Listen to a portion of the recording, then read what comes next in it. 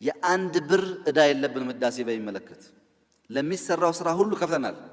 ከሪፎርም ቀን ጀምሮ እስከ ዛሬ We want peace, unity for Ethiopia. The GERD is not a weapon. It is a lifeline. በኢትዮጵያ ሀገር ብሔራዊ ጥቅም እኔም ከቶ አልደራደርም።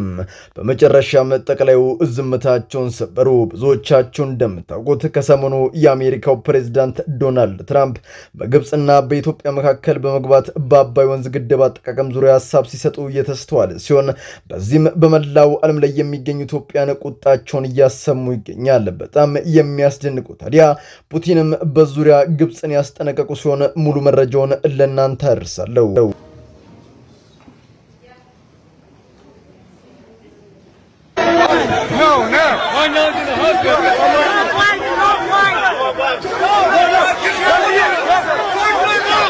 በመጨረሻም በዮኒ ጓያውና በነቢት ብርቱካን የተከፈተው ከባድ ቀዝቃዛው ጦርነት በይፋ ተከፈተ። በዚህም በአሁኑ ሰዓት በተለያዩ ሚዲያዎች ላይ ቪዲዮ በመሰራጨት ላይ ሲሆን ዮኒ ጓያው ምንድነው የገጠመው? የምድርስ ከዚህ የህዝብ ማዕበል በህይወት ተረፈ? ከነቢት ብርቱካን ጋር ምን አገናኛቸው? አስገራሚ የሆነውን መረጃ ስጣችኋለሁ።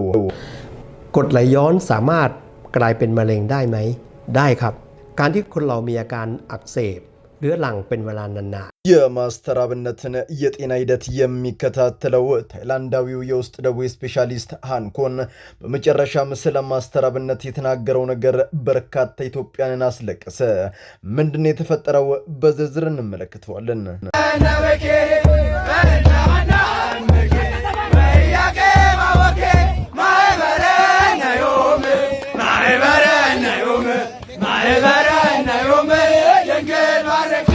ዓለም ሁሉ ይስማ፣ ዓለም ሁሉ ይስማ፣ መናፍቁም ይስማ፣ አሕዛቡም ይስማ። አማላጄ ድንግል አማላጄ አማላጄ ድንግል አማላጄ አማላጄ ድንግል አማላጄ አማላጄ ድንግል አማላጄ የእመቤቴ ወዳጅ ሆናችሁ አማላጅነቷም ፈጥኖ የደረሰላችሁ ደግነቷ አዛኝነቷ በሕይወታችሁ የታያችሁ ሁሉ ኮሜንቱን እመቤታችን አማላጃችን ናት እያላችሁ አጥለቅልቁት። ይህንን ሲሰማ የሚቃጠል ብዙ ታማሚያልና በመጨረሻም የኮማንዶ ኃይል አባል የሆነው የሀገራችን የመከላከያ ሰራዊት በግዳጅ ላይ ሳለ የገጠመውን ነገር ነግራችኋለሁ። ሰላም በመላው ዓለም ላይ የምትገኙ ውድ ቤተሰቦቼ እንዴት ናችሁልኝ? እኔ ደህና ነኝ። ቸሩ መድኃኔዓለም የተመሰገነ በዘርቁታችን እጅግ በጣም ቁም ነገር አዘል ቪዲዮዎች ይዤላችሁ መጥቻለሁ። ከናንተ የሚጠብቀው እንደተለመደው ቪዲዮውን ላይክ እና ሼር ማድረጋችሁን አትርሱ። ዳይ ወደለቱ ቪዲዮ የአንድ ብር ዕዳ የለብንም። ህዳሴ በሚመለከት ለሚሰራው ስራ ሁሉ ከፍተናል። ከሪፎርም ቀን ጀምሮ እስከ ዛሬ The GERD is not a weapon. It is a lifeline. Ethiopia has the right to use its We want peace, unity for Ethiopia. በኢትዮጵያ ብሔራዊ ጥቅም ለሚመጡ ሁሉ እኔም እየተሳልኩ ሴፍ ነኝ። ምንም በሀገራችን ፖለቲካ ልዩነቶችን ቢኖሩም በሀገራችን ሊያውም በግድባችን ግን ቀልድ አናውቅም። ብዙዎቻችሁ እንደምታውቁት የአሜሪካው ፕሬዝዳንት ዶናልድ ትራምፕ ለረጅም ዓመታት ሲነካኩት የነበረውን የአባይ ጉዳይ ከወትሮ በበለጠ ትኩረታቸውን ጣል ያደረጉበት ይመስላል። በዚህም በአባይ ጉዳይ እኩል የሆነ አጠቃቀም እንዲኖር እሰራለሁ፣ ግብጽ መጎዳት የለባትም ሲሉ የሚደመጡት ፕሬዝዳንቱ በርካታ ነገሮች በመናገር ግድቡን እኛንን ፋይናንስ ያደረግነው ሲሉም ይደመጣል። አባይ ግድብ የ130 ሚሊዮን ኢትዮጵያ አሻራ ያረፈበት ሕፃን፣ አዋቂ፣ አዛውንት በመረባረብ የሰሩት የአንድነታችን መገለጫ ነው።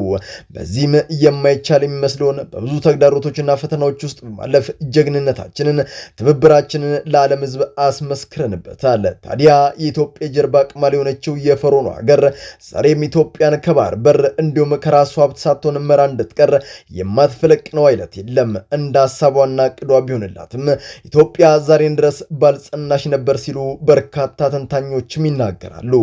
ታዲያ ይህ የትራምፕ ንግግር የልብ ልብ ሰጣቸው ፈርዖኖቹ ይባስ ብለው ካሳይ ከፈለን ሲሉም ተናግረዋል። በጣም ፈገግ ያስባለኝ ንግግር ነበር።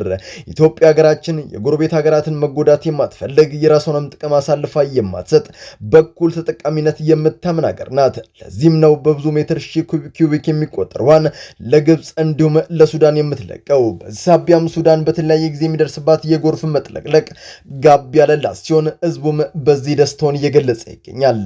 ነገር ግን ሁሌም የእግር እሳት እየሆነ የሚያንገበግባት ግብጽ ዳግም ያበቃለትን ጉዳይ ስትቆሰቁስ የታየች ሲሆን የፕሬዝዳንት ቭላድሚር ፑቲን ለግብጾቻቸው ያስተላለፉት መልእክት በጣም አስገርሞኛል። ተከታትለነው እንመለስ። Время мы слышим, все время звучит. Вы должны, вы обязаны. የሩሲያው ፕሬዝዳንት ቭላድሚር ፑቲንም እንዲህ አሉ። ራሳቸውን ችለው መቆም የማይችሉ ተለጣፊዎች ዛሬም ጣታቸውን በኢትዮጵያ ላይ ይቀስራሉ። የፈርዖኑ መሪ ሲሲ ጤነኛም አይመስለኝም። የአፍሪካን ጉዳይ በአፍሪካ ውስጥ ተነጋግሮ መፍታት እየቻለ አላፍ ማይሎችን አቋርጦ የፈሪ ድምፁን ድረሱልኝ ሲል ያሰማል። በጣም እኮ ነው የሚገርመው። የአባይ ወንዝ ጂኦግራፊውን ከተመለከትን 85% እና ከዚያ በላይ በኢትዮጵያ ካርታ ስር ከሚገኙ ከተለያዩ ቦታዎች ወንዞች ይመነጫል እና ገባሮችን አንድ አድርጎ ሀያል የሆነውን ናይል ይመሰርታል። ታዲያ የይገባኛል ጥያቄው የቱ ጋር ነው? ከኢትዮጵያ ለሚፈልቀው ውሃ ነው ሲሉ ፈገግ ይሉና ሲሲ የተሰጠውን ነገር አመስግኖ መቀበል ይኖርበታል። ኢትዮጵያ ራስ ወዳድ ሀገር አይደለችም።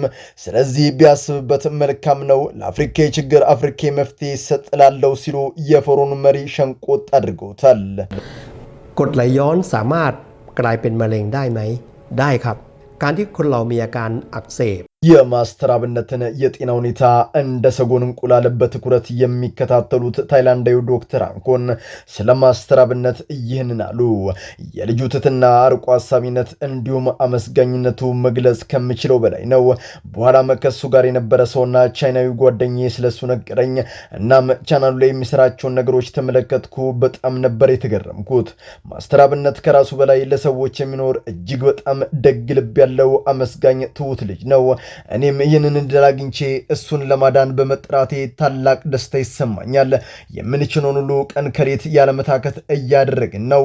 እመኑኝ ድኖ ተሽሎት በቅርቡ ታዩታላችሁ ሲሉ በርካቶችን በደስታም ባራጨ ንግግር አድርጓል። ፈጣሪ ሲወድ በሰው ሁሉ ፊት ታላቅ ሞገስን እንዲያላብሳል። ዓለም ሁሉ ይስማ ዓለም ሁሉ ይስማ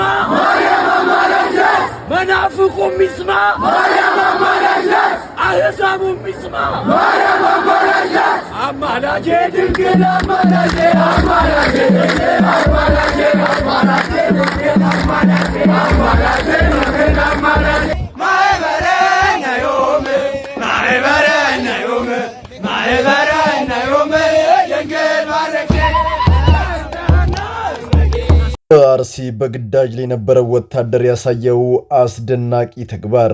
በውትድርናው ዓለም ግዳጅ ላይ ስትሆን መንቀሳቀስ ውልፍት ማለት አይቻልም። ታዲያ ይህ ወታደር በጥምቀት ባሉ ወጣቶቹ በደስታ እያመሰገኑ ሲመጡ ይመለከትና ላለቃው ነግሮ ቦታውን ማደራ ሰጥቶ በፍጥነት ወደ ወጣቶቹ ያመራና ከብሮን በመቀበል አብሮ በደስታ እየዘለለ ፈጣሪውን አምላኩን ደስ ተሰኝቶ እንደ ዳዊት ያመሰግነዋል።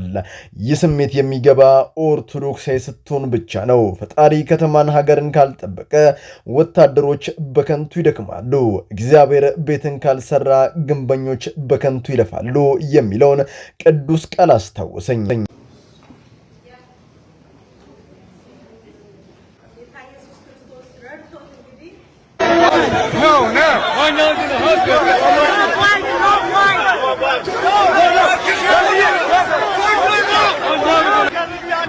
የዮኒ ጓያውና የሐሰተኛ ነቢያቶች ፍጥጫ አሁንም ተቀጣጥሎ እንደቀጠለ ነው።